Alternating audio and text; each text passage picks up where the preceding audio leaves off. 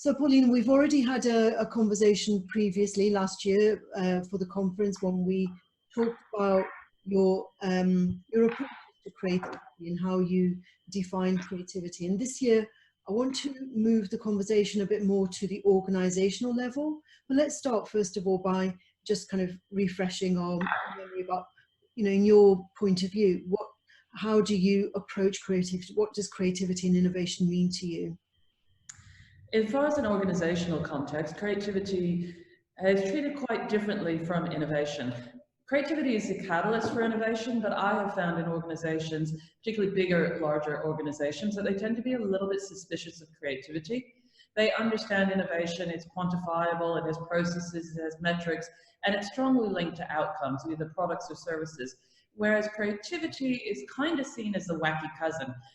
It's linked more to play, it has seemingly less rigor around it, so they're a little bit, I would say, almost suspicious of it.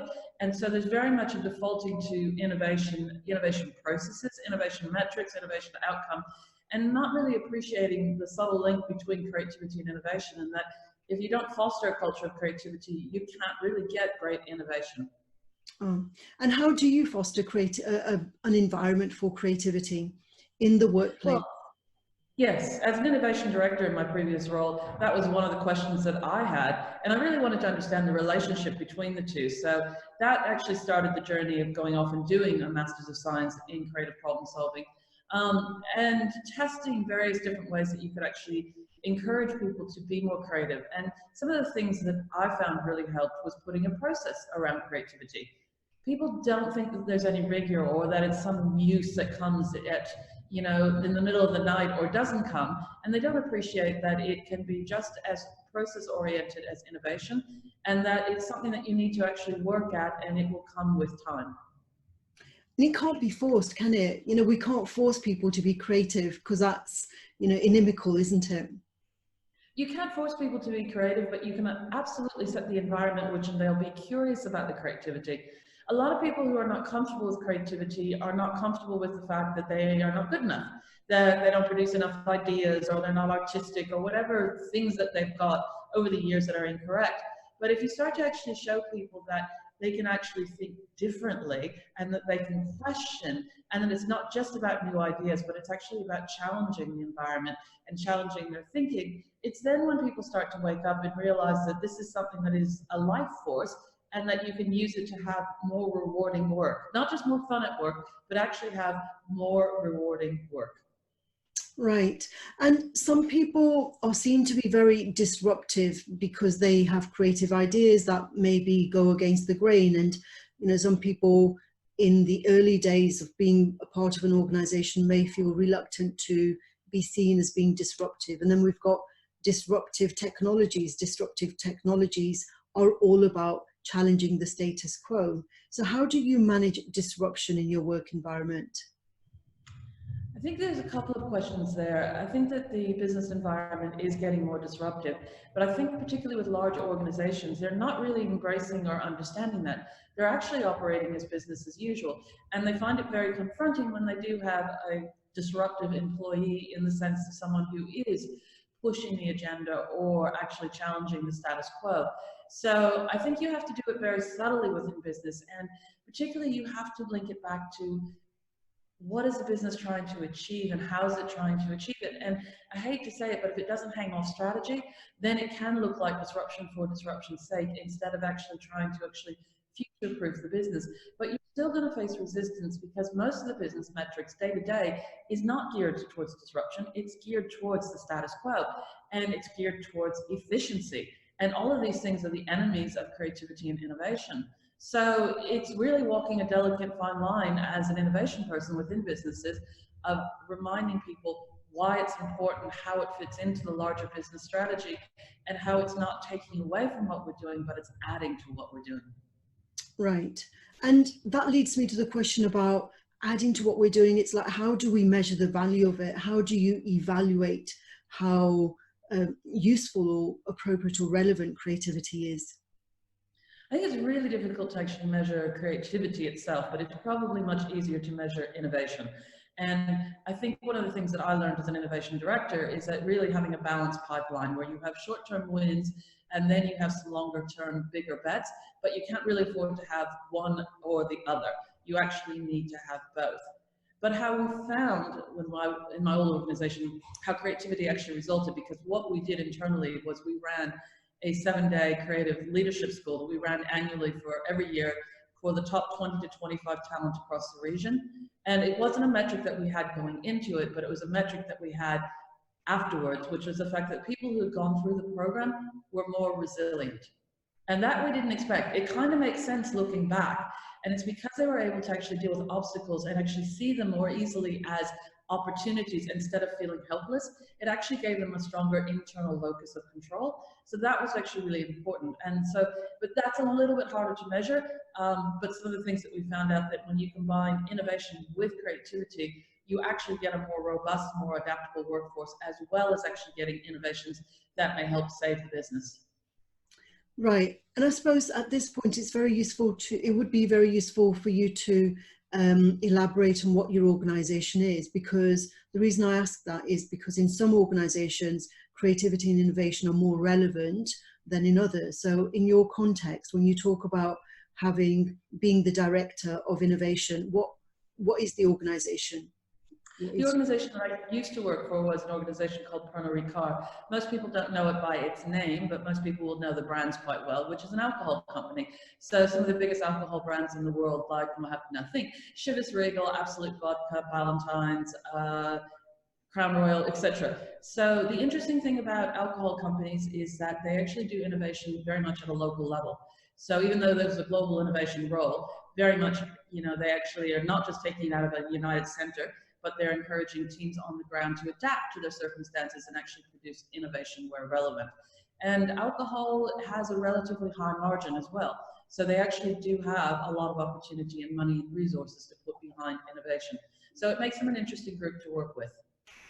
So is the purpose of your organization to be more creative and innovative in the way alcohol is sold? Yes, ultimately, though practically as an innovation director within that, it was more about launching new drinks or new drinks experience to actually continue to recruit the younger age consumers and making sure that they actually stay with you through to adulthood. There's a presumption that if you are 40, 50 plus, perhaps you've already made some of your major choices as far as alcohol goes. So it's geared towards the younger upcoming generation and making sure the brands stay relevant. I think there's a massive opportunity to start thinking about it in terms of where the future is headed, which is increasingly what we're going to see as dark markets. And a dark market is a market that doesn't advertise or allow alcohol advertising at all. So how do you actually talk to a market that's actually prohibits or bans it? The other thing is increasingly alcohol is being demonized. It's seen as a World Health Organization as a risk to our health. And virtually wine, which is alcohol, is seen as actually good for you, but the rest is actually seen as bad for you. So increasingly, how are they going to actually come across or deal with some of these major concerns about the fact that they're becoming less relevant, that it's becoming demonized, that they're becoming restricted like cigarettes, and how do you ensure that you don't go that way? There's a massive opportunity in that area, and I'm not sure that they have faced up to that as much as I think they should. And how do you reconcile the ethics of, like, because you say that alcohol is being demonized, so that's an ethical issue. So in your point of view, it shouldn't be demonized. Is that what you're saying?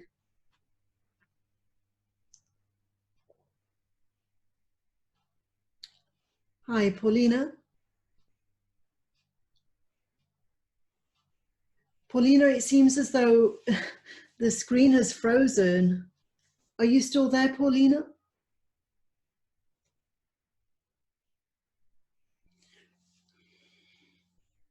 Hello, Paulina.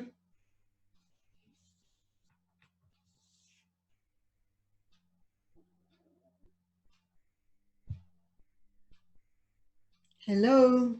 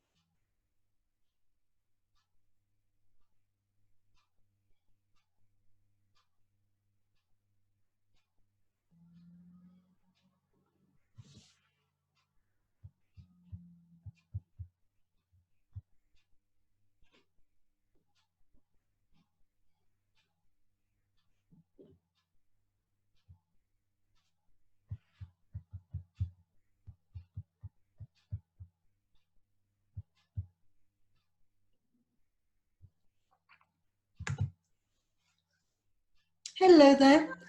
The connection Hello. dropped. Yeah, Sorry? the connection dropped, didn't it?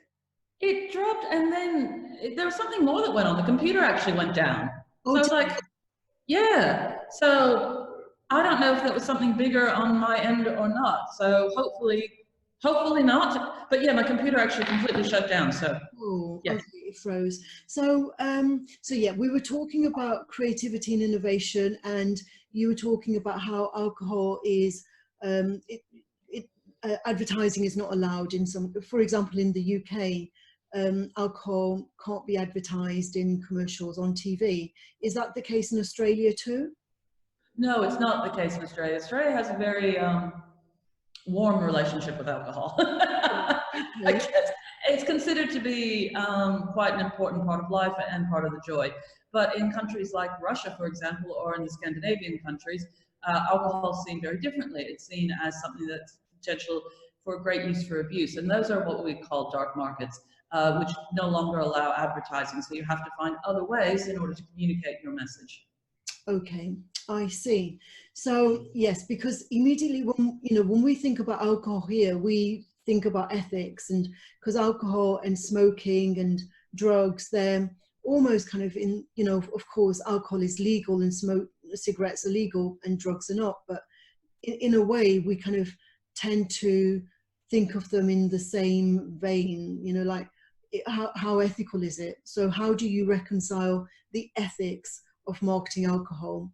And I know you say that in Australia you have a very different relationship to alcohol compared with the UK, but how, so what is the ethics underlying the your innovation and creativity? I think the ethics are whether or not you believe that alcohol, which is an addictive substance, is something that actually has some good sides to it. And I mean, having worked in the alcohol industry for a long time, and we particularly were working in wine, I do appreciate the fact that, yes, it does add some joy of life. And I think that there is some really nice things about a beautiful glass of wine. But I think you need to be aware as a marketeer that anything you market to some degree has some potential not to be used in the way that you want it to be, or can be used for harm. Whether it be in soft drinks, whether it be you're producing plastic goods. So I think it's about being aware of what you're trying to achieve and being comfortable within your own set of whether or not. I don't expect everyone to agree with me, but that's personally how I feel, at least, about particularly the relationship with wine and to some degree spirits. I do see them as adding something to our lives. So in the alcohol industry, has there been any impact of disruptive technologies at all? Probably not yet, but it's definitely coming. And the kind of disruptive technologies that are on the horizon are pills that can actually give you the effect of alcohol, which is the early stages of a loosening up, a kind of de-stressing, etc., without any of the effects on your liver, etc., or the calories, because alcohol is highly calorific. And so, yes, they're looking at different ways to actually do that, to give you the benefits of alcohol without the downside.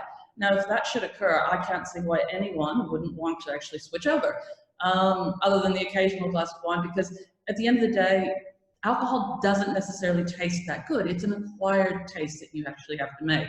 Once you actually enjoy a glass of wine, you can see it, but it isn't an immediate, nobody picks it up and goes, oh my God, that's wonderful. It's not chocolate milk, so to speak.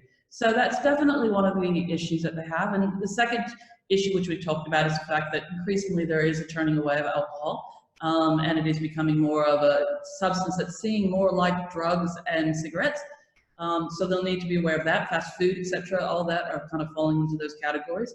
And I think the third is what's immediately impacting them is the growth of local. So more and more people are starting to craft their own. So whether it's a gin made from herbs and essences down the road, rather than relying on big brands, is definitely something that's starting to eat at them. They've always presumed that a big brand would be something that everyone aspires to, and lately people seem to want to aspire to something with local craft history that doesn't actually cost, distributing around the world, and is more environmentally friendly. So that's a current issue that they would be grappling with. Right. Okay. And I suppose in the past, that's how people consumed alcohol. They tended to rely on local produce rather than international. So in the global business environment, I suppose you do need to be a lot more creative and a lot more innovative in terms of marketing the product, right? Absolutely, and the issue is with scale, because the reason why you go for the big global brands, etc., is they provide you scale. For example, it's very difficult to be a boutique winemaker and make money. It's unless you have a phenomenal skill and expertise and can charge a lot of prices. The wine industry and a lot of the alcohol industry relies on efficiency and scale. So it's how do you actually make it economically profitable for a big business to support a lot of people. And that tends to go away from the boutique offering. So yes, it's an economic situation that they're going to have to grapple with. And as you said before, there's always this tension between creativity and efficiency. You know, in order to be efficient, we have to systemize things, and creativity needs a lot more freedom than that. So there's a time and place for creativity, like perhaps at the initial experimentation stage, but later on when you've produced the recipes, or you produce the systems, then it's a case of following the rules and the procedures. I kind of disagree with that in the sense that I really think creativity should be more part of the whole process. And I think the challenge is that there's a strong association between creativity and the production of new ideas. And absolutely, there's a time and a place for new ideas, and there's a time and a place for convergence and starting to actually get things out.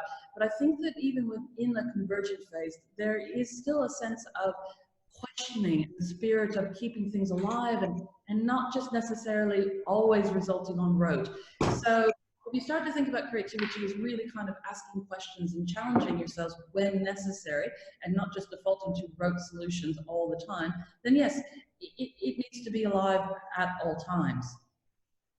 Right. Okay. Yes, I do agree with you, because I think last year you challenged me on that same issue, because if I remember rightly, you said that there's this stereotype of that every idea needs to have value, and it doesn't necessarily have to have value, does it? No, I would agree with that. Innovation ultimately, because it's a business tool for the most part, should have value. That is the thinking behind it. But creativity, in the spirit of it, absolutely not. It doesn't need to have a tangible value. If it's valuable to you, it is valuable. So yeah, so for me, innovation is more extrinsically oriented, whereas creativity is more a mindset and more about our intrinsic orientation, what drives us as human beings. And a lot of organizations advocate a culture of continuous improvement, and creativity would be a part of that. So in your organization, how do you advocate this continuous improvement philosophy? It's a really good question. I thought about this for a little while, and I kind of question the question of continuous improvement, depending on how you define it, because I think as far as in businesses, there's always about getting higher metrics or achieving more, or even to some degree personally, there's a sense that you need to be more productive and do more and stuff like that. And there's still a lot to be said with doing nothing and actually learning how to actually have quiet moments as well. So while I'm all for learning, I don't know whether it always needs to go towards continuous improvement, if you know what I mean, because sometimes I think we set ourselves up for failure because we're constantly demanding better, higher, etc. When actually sometimes relaxing, enjoying the moment, being present as well is equally as important, and even daydreaming. I mean, businesses don't allow you to daydream, and yet it's probably a key creative behavior. The ability sometimes to not have to do something and look out the window and let connections actually occur in the unconscious mind. So yeah, I think we need to be mindful of a culture of continuous improvement, when really what we're looking for potentially is a culture of growth and health that we're promoting, rather than constantly doing more or getting better. Yes, I suppose it's just to do with the vocabulary, the linguistics, because growth, that in itself implies adding value. Growth implies being better, or even if it's in terms of a greater sense of well-being. Yes, it does. And, I was talking with a recent friend of mine, talking about one of the tensions that in their business is they want to grow, but they don't want to lose who they are. So it's like, well, you don't always have to grow through expansion. You don't have to change. If you want to be a small business, you can be a small business, but you can increase your impact.